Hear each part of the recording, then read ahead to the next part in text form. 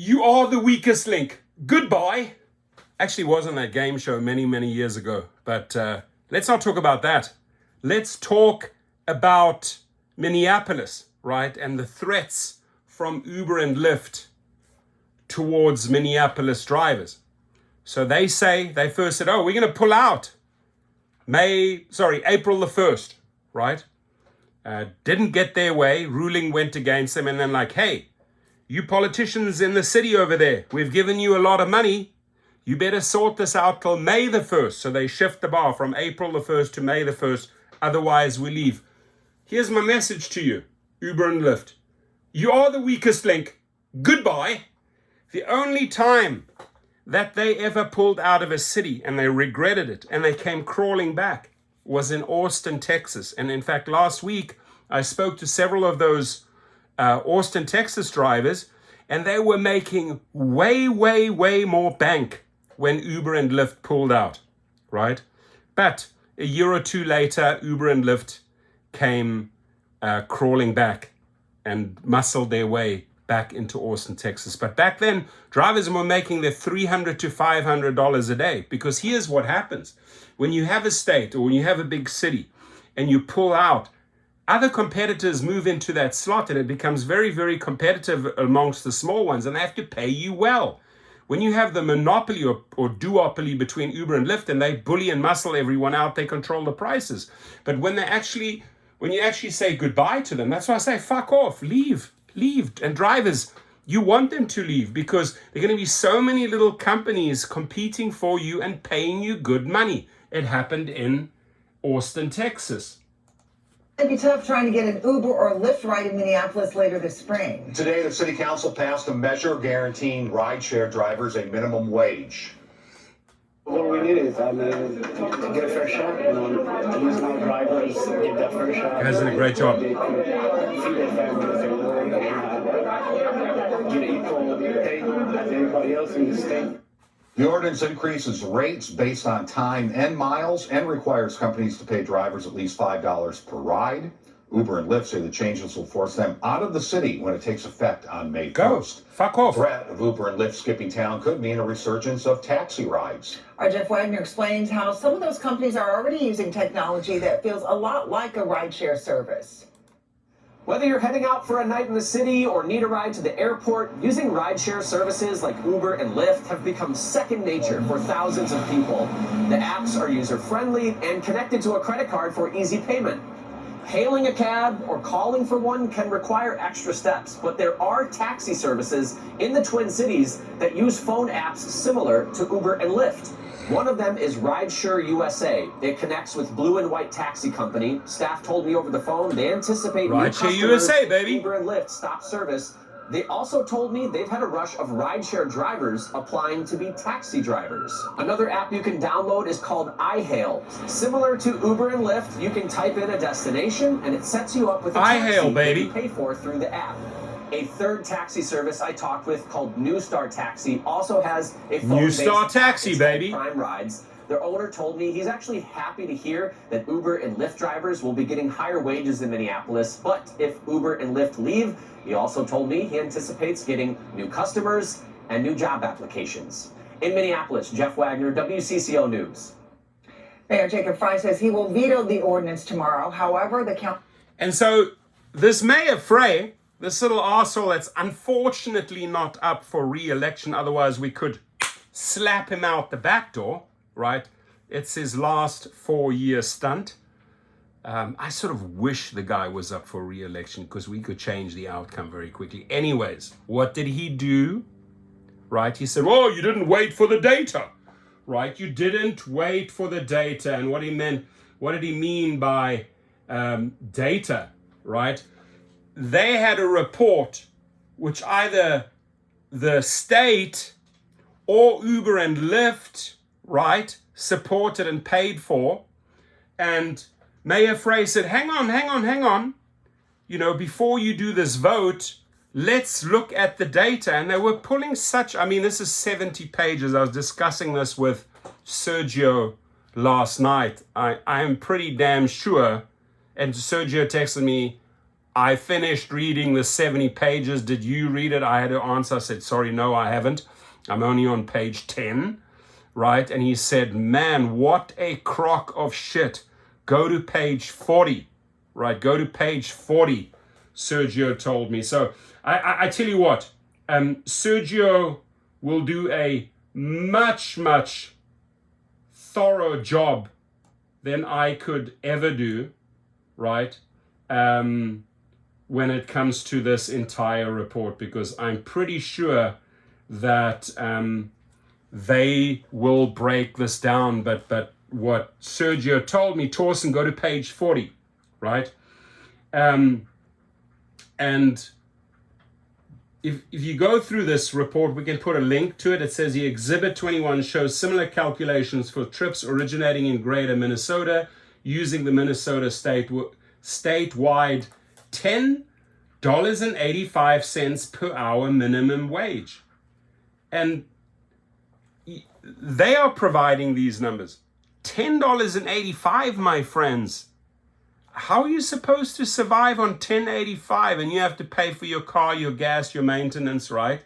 But where it gets really, really bizarre, it says here, this estimate includes a factor for the employer payroll tax in the per minute component as discussed above. On a per P3 hourly earnings basis, the base pay standard would equal $54.31 for greater Minnesota TNC drivers. Now, Minnesota TNC drivers, can you confirm that you're actually getting $54.31? Right? I'm not making this up. There it is, right? In Uber's report, in Governor Tim Walz from Minnesota's report, they're putting this out there, right? Why do you guys want a pay increase when this is what you're making? And it is just so flawed, right? I've probably now read close on to 20 pages. It is so flawed, ladies and gentlemen. Sergio got so irate. I mean, we're going text message last night.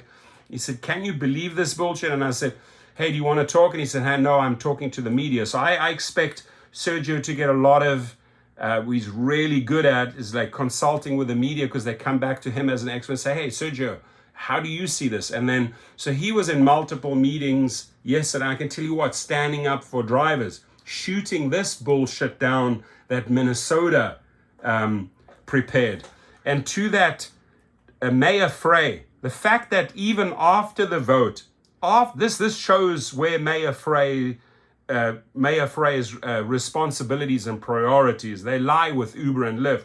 Because he said, despite this 9-4 vote, this is how the council voted, right? They wanted to pay the drivers more. But you are the weakest link, Mayor Frey. Goodbye. Get the hell out of these discussions. He then went ahead and vetoed it, right? And it would take a special council meeting to try and get back into the mix, right? To sort of like squash that 9-4 vote. I didn't realize that once a 9-4 vote, which is the majority, and they said, listen, we want drivers to earn more money, how can you then call for a special meeting to still try and override that because the mayor vetoed against? And he said, you guys did not wait for this data. Well, Mayor Frey, this data is so fundamentally flawed, right? So fundamentally flawed. They won't even take into consideration in these calculations, right, the waiting time. They were only working with active driving time. And I have news for you, Mayor Frey, and to the people that try to fight the drivers on this. Reality is, if you're looking at a 7 to 8 hour shift, you have X amount of downtime where you're actually waiting for a trip. You have to factor that in. If somebody, he or she, is going out for an 8 or 10 hour shift, that's what it is. What are you paying them for the 10 hours? You can't turn around and say, oh, well, you did really good money on the 3 active hours. No, you have to look at the totality, right? You have to look at the entire 10 hours, right? Downtime, driving time, preparation time, toilet time, lunchtime. You got to look at the whole. How much is a driver earning? And you can't ignore that, and you can't sweep that under the carpet. I'm sorry. So this here, I almost feel like if I would try to attack this, I mean, I can read through the entire 70 pages and give you my opinion, but I think with respect to my friend Sergio Avidian, who has really dealt with Minneapolis, he's really helped. He's been at the forefront there helping them out with Mulder and all those guys. It would only be fair that he comments on this, right? I am not as dialed in as Sergio is. My participation with Minnesota, with the state, was I helped them with the protests, right? I encouraged them to do protest after protest after protest. I encouraged them to do protests on the Capitol. I amplified that in my channel. You can go back several months. I did all these protest videos helping them. Sergio really got really involved in the grassroots movement, the council, talking to the drivers, interviewing the drivers. So, I mean, we both played our role in this, but I gotta hand it to Sergio. His involvement on getting this through, he was instrumental in this. And the people that did the heavy lifting here are the Minnesota drivers. And Minnesota drivers, you have to be more vocal, you have to be more aggressive when it comes to protesting at Mayor Frey. You got to out this guy for the fool he is. You got to draw the cameras in and say, listen, the council voted, right? This is a flawed report. Have this report with you in a binder, offer it to all the reporters, right? Highlight in yellow, right? This is how you do it. Highlight in yellow all the BS, right? You can just put highlight and you could BS underneath here. Highlight BS, right? Hand it to a reporter. What a reporter needs to see is they can't just listen to Mayor Frey's side, right? They have to look at the total picture. They have to really get an accurate reading here. What is really, really, really going on, right? So, why did I choose this t-shirt? Well, Uber and Lyft, you are the weakest link. Goodbye. Leave the state. Leave the state. It's the best thing you could do for the drivers. There will be other guys filling the hole, paying you way more, right? You want 5, 6 players in there that are super competitive, giving you the highest dollar amounts. Then, just the same as in Austin, I'm not making this up, when Uber and Lyft, the only city they ever threatened with way back, they pulled out. Immediately, all the other little players start getting involved and were sharing up the pie in Austin, right? And the drivers were making bank. They were making way, way, way more than under the control of Uber and Lyft. So it's a good thing if we can force them out. And David Risher and Dara Koshashaw, if you are indeed threatening that you wanted to leave, you already show that your balls are made of cotton wool, not steel and not titanium. No, your balls are made of cotton wool, right? Because you threatened with April the 1st, and you changed the threat to May the 1st. So you have no value. Your threats have no value. They have no weight whatsoever. Just light as cotton, right? So send these bullshitters back to the headquarters. Get them out. Fill the void with other companies. I hope that the Fair Co-op can come in there, and all the ones that you saw in that video interview. Share the pie. Go in there and make money. I want to see those taxi organizations make cash. I want to see the combinations of those rideshare taxi organizations that have specialized apps. Bring those drivers in, capitalize, get these fools out. I mean, if we could literally do this city by city, just breaking up that monopoly, duopoly, get the pink and the black Uber out, right? And have legitimate smaller players offer you proper money, right? Proper money. They have far lower operating costs. They don't have these 20, 30,000 fucking programmers around the world. They don't have call centers in Manila. No, it's a lean, mean little operation in Twin Cities or in Minnesota. Let them move to the forefront and offer you proper money, right? So I'm all for capitalism, my friend. What I cannot stand is when two big companies gang together and bully and muscle all the others out because they say, fuck you, we have more money. We got billions of dollars, investors, go screw you. So they tried this under Travis Kalanick. They tried to muscle these people out. They did not succeed. So I want the little guys, the little entrepreneurs, the little rideshare apps to come back, because you will make good money. Guess what?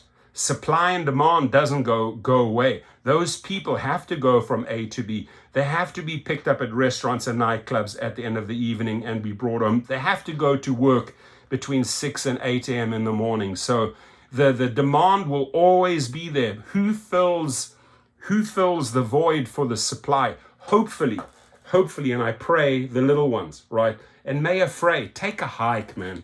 Take a hike. You have shown the world, right? Spotlight on Minnesota, spotlight on Mayor Frey and Timor. You have showed where you get the money from and who you protect, right? You're in there with Dara, you're in there with David Risher.